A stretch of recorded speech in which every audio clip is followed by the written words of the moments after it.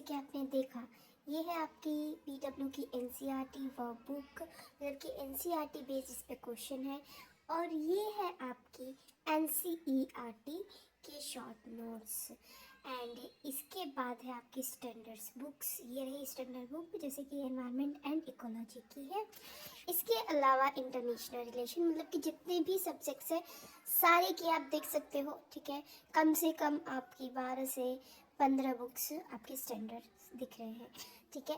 अब आते हैं एनसीईआरटी पे। तो सबसे पहले मैं आपको एक एक सारी बुक दिखाऊंगी।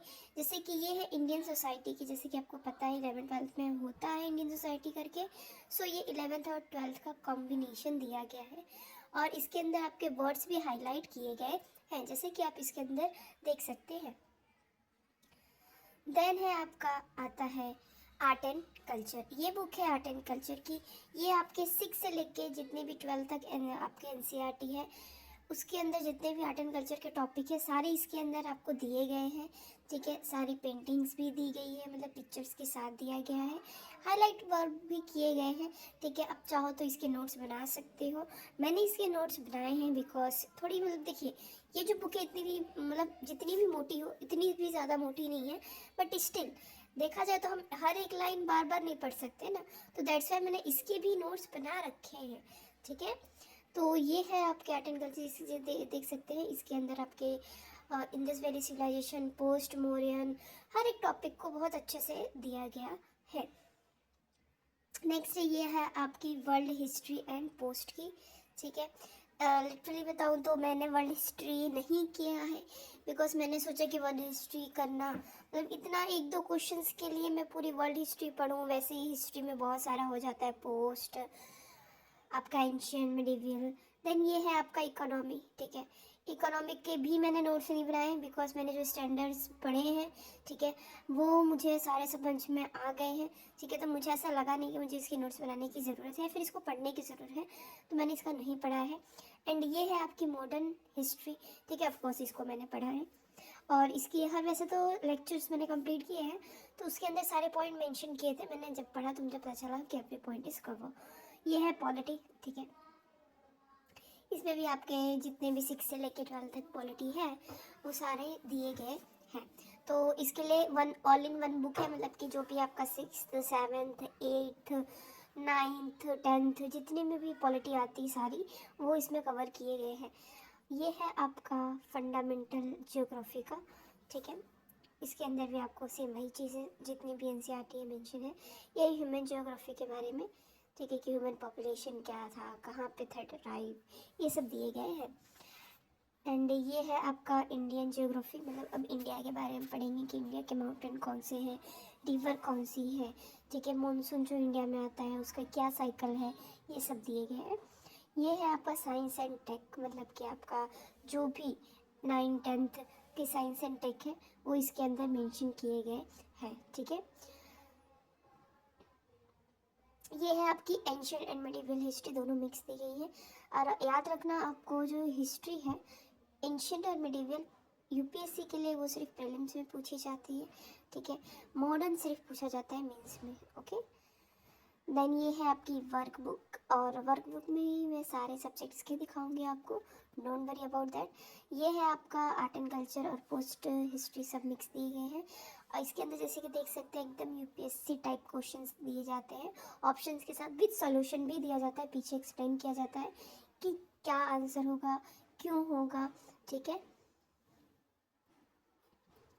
नाउ ये है एंशियंट एंड मिडिवल की, सेम इसमें वही चीज़ें दी गई हैं, पर हाँ पैटर्न वॉज वेरी गुड कि आपका जो है यूपीएससी के अकॉर्डिंग जैसे क्वेश्चंस बनते हैं वैसे क्वेश्चंस बनाए गए हैं। ये है आपका ज्योग्राफी एंड एनवायरनमेंट का, आप देख सकते हो इसके अंदर आपके पिरामिड का भी क्वेश्चन पूछा है, ह्यूमन ज्योग्राफी, एवरीथिंग। ये है इकोनॉमिक साइंस एंड टेक, क्योंकि इकोनॉमिक और साइंस टेक आपको पता है जीएस पेपर 3 में होता है और दोनों साथ में होते हैं, तो कंबाइन करके दे रखा है इस बुक में। एंड ये है polity and modern India, polity and modern India mix की गई। ये है इलेक्शन के बारे में, फेडरलिज्म पे भी ये क्वेश्चंस बनाए गए हैं, ठीक है।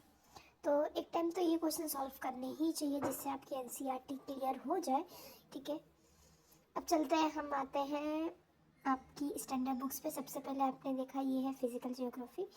ज्योग्राफी के हर चीज़ मेंशन की गई है, और जो आप देख सकते हैं मैंने कट भी मारे हैं इस पर, क्योंकि कुछ चीज़ें बार बार रिपीट हो रही है जो कि इररिलेवेंट है, तो मैंने सीधा उस बुक में ही कट मार दिया कि नहीं ये मुझे पढ़ना नहीं है।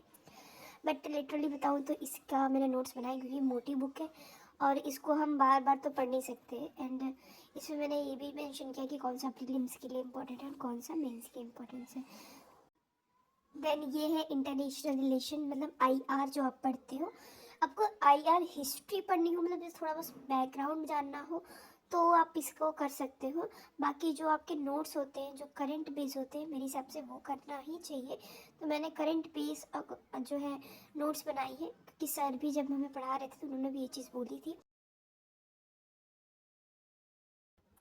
इसके बाद है ये हमारा इंटरनल सिक्योरिटी। इसके अंदर आप देख सकते हो आपके 8 चैप्टर है, और ये भी आपका सही है, आप पढ़ना चाहो पढ़ सकते हो। कोई अच्छी इकोनॉमिक है ये, और इकोनॉमिक का पार्ट 1 है, मतलब इसके अंदर 2 पार्ट्स हैं। ये भी मुझे अच्छी लगी, मैंने इसका 1 पार्ट पढ़ा है। सेकंड पार्ट के मैंने नोट्स बनाए हैं, क्योंकि पीडब्ल्यू से बनाए तो मैंने उसको एक बार रीडिंग नहीं की है।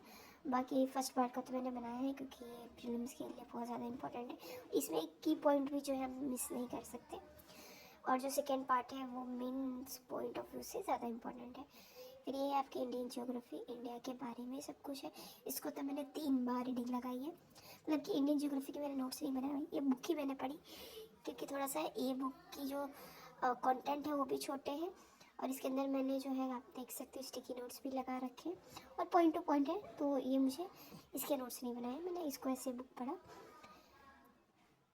ये है आपकी इकोनॉमिक की सेकेंड पार्ट। देखो इसमें भी आपके अप्रॉक्स कितने चैप्टर्स हैं, 20, मतलब कि आपके उसमें 11 थे, और ये 20, इसमें आपका 20 मतलब कि 12 से स्टार्ट किया गया है। और ये है पूरा, देखा जाए तो ये पूरा मेन बेस्ड पे है, ठीक है। इसमें एक भी टॉपिक प्रीलिम्स बेस्ड नहीं है। नेक्स्ट है आपकी एंशिएंट हिस्ट्री, इसको भी 2 से 3 बार मैंने पढ़ रखा है, पर इसकी नोट्स मैंने बना रखी है, ठीक है। इसमें भी अप्रॉक्स आपके चैप्टर्स हैं 14, देख सकते हैं सारी चीज़, भक्ति मूवमेंट, बुद्धिज्म, सब कुछ कवर किया गया है।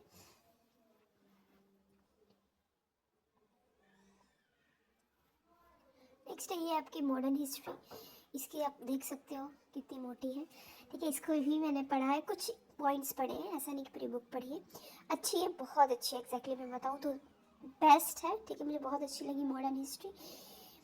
ये इसमें भी आप देख सकते हो 45 चैप्टर्स, ओके, क्योंकि ये मैंने आपको पहले ही बताया कि मेंस में पूछा जाता है, तो हर एक की पॉइंट्स इसमें मेंशन करना है, कॉजेस, इफेक्ट, ठीक है, कंक्लूजन, क्यों हुआ, कब हुआ, कैसे हुआ, सब कुछ। इवन लास्ट में इसके आप देख सकते हो क्विक रिवीजन के लिए बॉक्स भी बनाए गए हैं, मतलब कि शॉर्ट्स में दिए गए कि ये मूवमेंट कब हुआ, कब फिर जो ट्राइबल मूवमेंट है कब हुआ, किसने किया, उसका इफेक्ट क्या रहा, ये भी मेंशन किया गया है। तो ये मुझे ऐसा नहीं कि पीडब्ल्यू की सिर्फ यही बुक अच्छी लगी, सारी बुक अच्छी है, पर ये मुझे कुछ ज़्यादा ही अच्छी लगी। नेक्स्ट आपका साइंस और टेक, तो साइंस टेक में मैंने सिर्फ एक चैप्टर ही पढ़ा था, जिसमें थोड़ा सा मुझे कन्फ्यूज़न था, बाकी इसके तो मैंने नोट्स बनाए हैं जो पीडब्ल्यू के सर ने पढ़ाए थे। तो ये भी अच्छी है, क्योंकि एक चैप्टर मैंने इसमें से किया है, इसमें भी सारे पॉइंट कवर है। इसको बुक को मैं इसलिए ज़्यादा रेफर नहीं करती क्योंकि थोड़ा लेंदी हो जाता है, क्योंकि मैं सोचती हूँ कि मुझे एक बुक पे ही डिपेंड रहना चाहिए, एक रिसोर्स पे। तो जब पीडब्ल्यू में जब मैं सर पढ़ाते हैं तो वो चीज़ लिखती हूँ, तो एक बार मैं सिर्फ उसी को पढ़ती हूँ। इसको सोचा है कि एक बार लास्ट में पढ़ेंगे। यह एथिक्स के लिए, एथिक्स की भी बुक है, इसमें कई पे एग्जाम्पल भी दिए गए हैं, केस स्टडी भी दी गई है, मतलब अच्छी है, बेस्ट बुक है, मुझे बहुत अच्छी लगी। हर चीज़ को, हर एक टर्म को एक्सप्लेन किया गया है इसके अंदर। और इसमें आप देख सकते हो आई थिंक 16 to 17 चैप्टर्स हैं इसके अंदर एथिक्स के रिलेटेड। तो डोंट वरी, केस स्टडी भी दी गई है, एंड उसके जो भी क्वेश्चंस हैं एक दो एग्जाम्पल भी दिए गए हैं इसके अंदर। नेक्स्ट है आपकी वर्ल्ड हिस्ट्री, वर्ल्ड के बारे में बताया गया है, ये भी ज़्यादा लंबी नहीं है, इसमें भी है आपके 16 चैप्टर्स। और देखिए इतनी पतली है, ठीक है। अगर आप इसके सर के नोट्स जो बनाते हैं अगर वो बनाए हो तो आई डोंट थिंक इसको रीडिंग करने की ज़रूरत है, मैंने सच बताओ नहीं किया है, ठीक है, बट अच्छी बुक है। ये है पोस्ट इंडिपेंडेंस इंडिया की बुक है, ये भी अच्छी है, ठीक है। इसको तो मैंने ऑफकोर्स पढ़ा है, एक बार रीडिंग लगाई है इसकी। और इसके अंदर आप देख सकते हो 6 चैप्टर ही है, पर 6 चैप्टर में भी डिटेल दी गई है, क्योंकि इसमें पहले तो आपका मतलब इसमें इरा दिया गया, जैसे नेहरू इरा, गांधी मतलब गांधी इरा ये पूरा, तो फिर आपका आता है ये वाजपेयी इरा, शास्त्री इरा, ये सब, ठीक है। एंड देन है आपका इंडियन आर्ट एंड कल्चर। ये बुक भी मतलब ये बुक भी मुझे बहुत अच्छी लगी, बहुत ज़्यादा अच्छी लगी, ठीक है। इसको भी मैंने पढ़ रखा है, इसमें भी हाईलाइट सब किए गए हैं। शॉर्ट के लिए बुक्स नोट्स भी बनाए गए हैं, ठीक है, मतलब बॉक्स बनाए गए हैं। लिटरली मुझे बहुत अच्छा लगा ये बुक भी मुझे अच्छी लगी। इसमें भी आप 17 चैप्टर्स देख सकते हो, 17 चैप्टर से सब कुछ कवर किया गया है, अच्छा लगा मुझे। मैंने ये आपके Indian society and social justice, ये भी अच्छी है, हर एक टर्म को एक्सप्लेन किया गया है, साथ में एग्जाम्पल भी दिया गया है। इवन जो आपकी सुप्रीम कोर्ट जो स्टेटमेंट दी है वो सब भी मेंशन किया गया है। और बीच बीच में एक अच्छा चीज़ इस बुक की ये है, इवन सिर्फ इस बुक की नहीं सारी बुक की है, कि इसके अंदर ना क्वेश्चन दिया जाता है कि इसके ऊपर आपका क्या विचार है, बॉक्स के हर एक चैप्टर में होता है। इवन कभी कभी टॉपिक के अंदर ही भी होता है, ठीक है। देख सकते हो आप, हर में बॉक्स दिया गया, जैसे यहाँ पे देखो दोनों पेज में साइड में बॉक्स दिया गया, वो क्या था, वो यू थिंक जो था ना वो आपका था क्वेश्चंस, तो इसमें आप क्वेश्चन भी अटेम्प्ट कर सकते हो।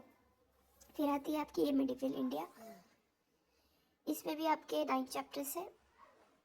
ये भी कुछ ज़्यादा ही मोटी नहीं है, ये भी पतली, इसको मैंने पढ़ रखा है, अच्छी है, ठीक है। इसमें आपके सारे अच्छे स्टार्टिंग के चैप्टर्स जो हैं आपके साउथ इंडिया पे दिए गए से चोला चेरास, एंड लास्ट में आपके मुगल्स दिए गए हैं। ये है इंडियन पॉलिटिक्स में भी 2 पार्ट है, 1 पार्ट एंड 2 पार्ट। जो फर्स्ट पार्ट है वो थोड़ी सी थिक है, और जो दूसरी पार्ट है वो बहुत पतली है, थिन है मतलब। और मुझे ये भी बुक अच्छी लगी, ठीक है। इसके मैंने नोट्स नहीं बनाए क्योंकि इसको मुझे बुक से ही पढ़ना है। हर एक की पॉइंट दिए गए हैं, इवन की पॉइंट भी नहीं दिया गया तो हाईलाइट करके भी दिए गए हैं, तो इसके लिए इसकी नोट्स नहीं ज़रूरत है। और बहुत अच्छा लगा मुझे, मेंस के लिए आप इसको मतलब कि जैसे बोलते हैं ना कि पॉलिटी जो है मेंस के लिए लक्ष्मीकांत थोड़ी आपकी कम पड़ती है, मतलब कि उतनी मेंस के लिए आप उसको इस्तेमाल नहीं कर सकते, पर ये जो बुक है आप मेंस प्रीलिम्स सबके लिए इस्तेमाल कर सकती हो, बहुत अच्छे से दिया गया है। देखो आप इसके अंदर भी आपके चैप्टर्स हैं अराउंड, देखो 34, मतलब कि उसमें जो आपके अप्रोक्स 20 थे और इसमें आपके 10 अप्रोक्स है, तो आपके 34 चैप्टर्स दिए गए हैं। नेक्स्ट है ये सी सेट की भी अच्छी है। इसमें से मैं क्वेश्चंस ट्राई करती हूँ, ये तो आपकी मैथ्स के लिए और रीजनिंग के लिए है, ठीक है। सॉल्यूशन भी दिए गए हैं, प्रीवियस ईयर क्वेश्चन पेपर भी दिए गए हैं, इवन आपके नए क्वेश्चंस भी दिए गए हैं प्रैक्टिस के लिए, ठीक है। डोंट वरी, बेस्ट बुक है ये भी, ये लॉजिकल रीजनिंग के लिए। और उसके बाद है आपकी इंग्लिश मतलब कॉम्प्रिहेंसिव रीडिंग के लिए, ठीक है। सेम चीज़ वही है, पहले तो आपको फॉर्मूले दिए जाएंगे इसके अंदर कि ये फॉर्मूले है, जैसे कि ये सीरीज़ है इसमें कैसे आपको इस्तेमाल करना है।